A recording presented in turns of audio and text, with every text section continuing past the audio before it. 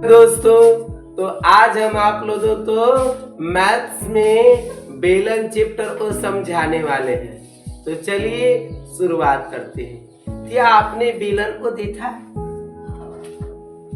देखिए, घर में दो खंबे को तभी आपने देखा है, वो बेलन हुआ। और जो सरे बनते हैं, रोलर को आपने देखा है, रोलर को, वो सब बेलन हुआ।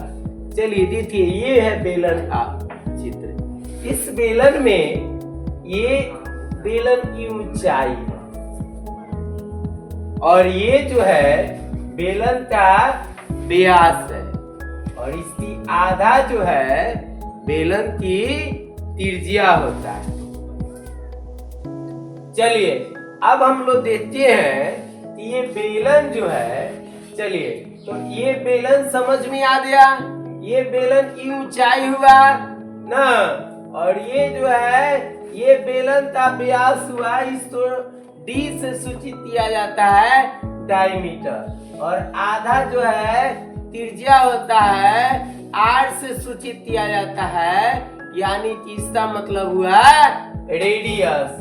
तो देखिए, अगर हमें बेलन की त्रिज्या आर रेडियस निकालना हो तो ये पूरा जो व्यास डी है, डायमीटर है, उसमें क्या करना पड़ेगा? 2 से भाग करना पड़ेगा ना। तो व्यास बटा 2। अगर मान लीजिए कि हमको बेलन का व्यास डी निकालना है तो ये तो त्रिज्या ए 2 दूनी होता है ना, त्रिज्या ए 2 दूनी होता है। तो बेलन का व्यास डी बराबर जो है 2 दूने आर, माने कि 2 दूने त्रिज्या। चलिए अब हम लोग आगे बढ़ते हैं।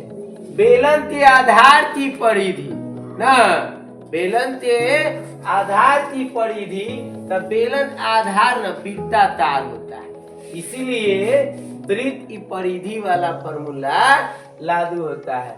तब बेलन के आधार की परिधि C बराबर होता है 2 पाई R, ठीक है ना।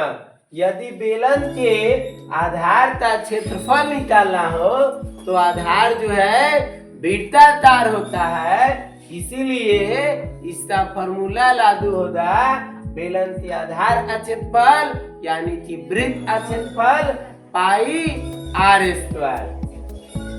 चलिए अब आगे हम लोग देखते हैं बच्चों, बेलन का वह पृष्ठ, बेलन का वह पृष्ठ क्षेत्रफल बराबर होता है 2 पाई R H ना।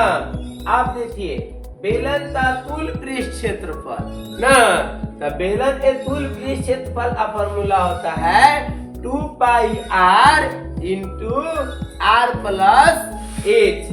अब देखिए, हम लोग जान लेते हैं बेलन की आयतन। बेलन का आयतन भी बराबर होता है पाई R स्क्वायर H।